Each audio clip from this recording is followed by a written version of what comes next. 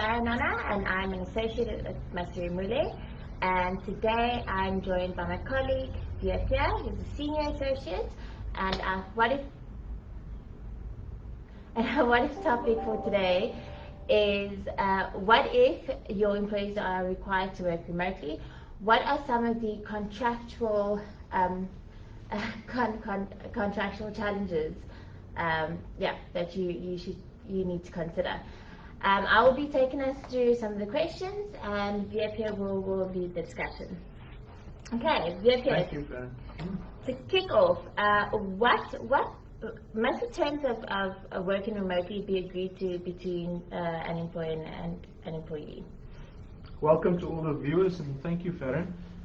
I think in terms of your question, whether terms should be agreed to when we enter into a remote working arrangement, we need to look at what reality we are facing currently. The reality is simple, that for the foreseeable future, employees will continue to work from home. We know that government, through regulations and through directives, are requiring employers to allow employees, or at least employees that can work from home, to continue to do so. COVID is not going anywhere, like I said, for the foreseeable future, employees will continue to work from home.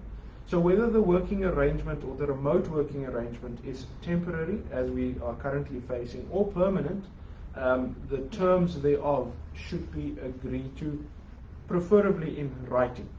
When we talk about a work from home policy, it's a great thing to have, and it's a must have, and majority of employers now have implemented a work from home policy. However, we know a policy is generic in nature, and I don't think that a work from home policy in a big corporation would necessarily cover each individual's remote working terms and conditions. And therefore it is important to individualize remote working terms and conditions, and as I said, preferably agree to it in writing. And that's part of the contractual part of our session, and we later on we're going to discuss the challenges in this regard. So going forward, I also think that employers will not only will continue the remote working arrangement, not temporarily, but also as a permanent thing, because without a doubt it does save costs. So some employers are necessitated to cut costs as a result of COVID, but others would see that we all can do with saving a rand or two. So I think going forward, many employers will allow or continue to allow employees to work from home. In terms of contractual changes for new recruits, it's easy, because you would have changed the contract prior to the appointment of the employee and offer that contract to the new recruit. However, when it comes to your current employees, there is a challenge, because you now need to amend an agreement, and we'll talk about later about the employee agreeing to it or not agreeing to it. Okay, so what are the challenges of remote working, and what must be agreed to contractually, Dia? I think, Farron, from a remote working point of view, I mean, we've had many sessions on performance, monitoring conduct of an employee who works remotely, and that in itself is a challenge. But contributing to that as a challenge is communication. I think we need to adopt ways and means in a contract, for example, how we can improve communication, for one. What are the employee's requirements? What is in terms of the employee's role? We know that generally a role will change when the employee works remotely. If it's a change, it's a new thing. The employee prior to COVID was not required to work remotely.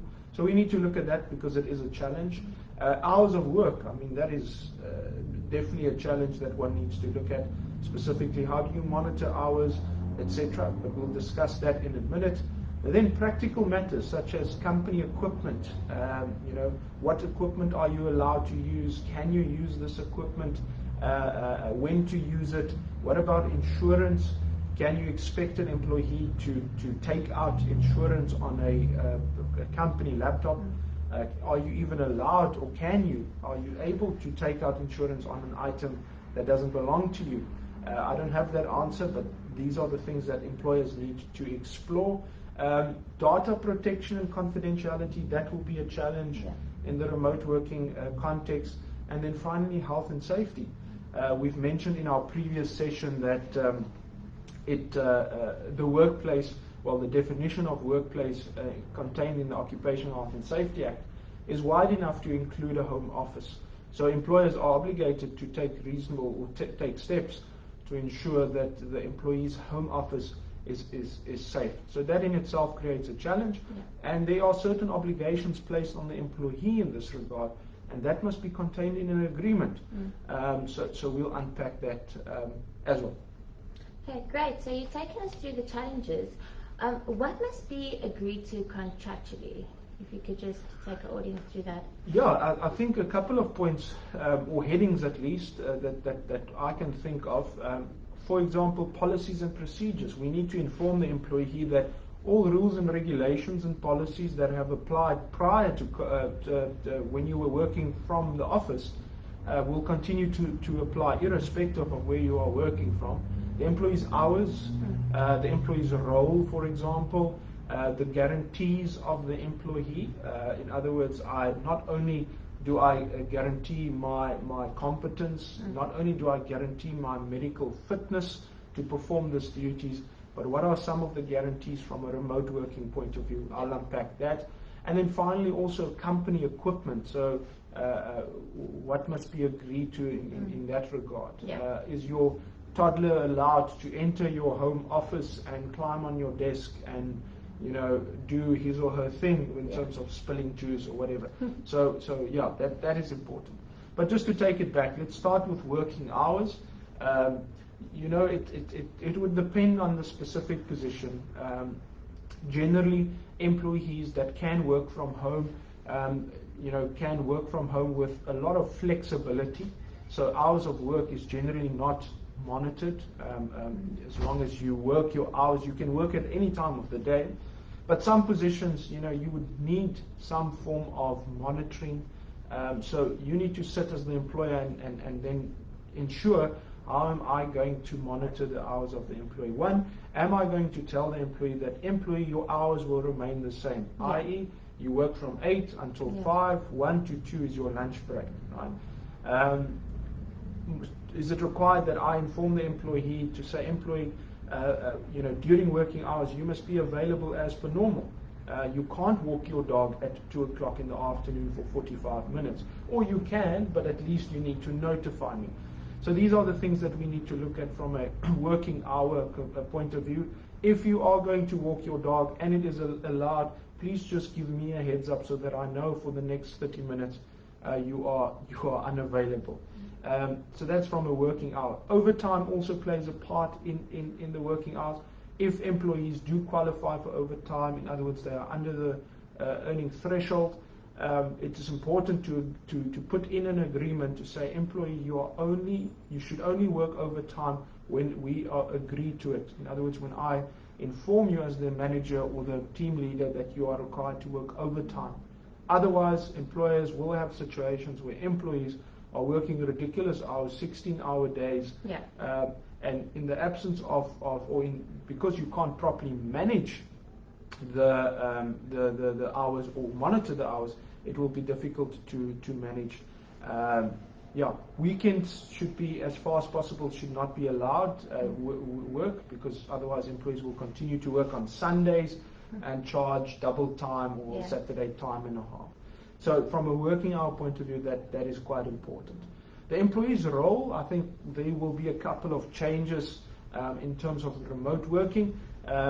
You should agree with the employee that he or she will be required to work from home on a full-time basis. In terms of the Basic Conditions of Employment Act, an employer is required to, in a contract, define the workplace. So although employers generally say the workplace is this address where the office is, a contract generally includes an additional provision to say any other place as directed by the employer from time to time. But to be safe, just include the employee's home address as the workplace. Over and above that, it's important that the employee knows that he or she is also required to from time to time attend meetings, perhaps at the office. So you're not only restricted to that home office. That's not the only workplace. So that's from an employee's role and the workplace. That is important. If the position justifies and if it is needed, the employee should also agree to provide the line manager or the manager or the executive with, let's say, a weekly or a monthly report, progress report, timesheet, whatever is needed. This is not necessarily to police or micromanage, but it's more from a communication point of view to encourage collaboration in that regard. Company equipment, you must cover issues, you must deal with things such as what company equipment are you going to issue to the employee. If there's a serial number, there must be a logbook or some form of protocol in that regard. Insurance must be dealt with. You must tell the employee, this is the only equipment that you are allowed to use to perform your duties. You must tell the employee, no one else, not your child, not your brother, not your sister, no friend is allowed to make use or use the company equipment.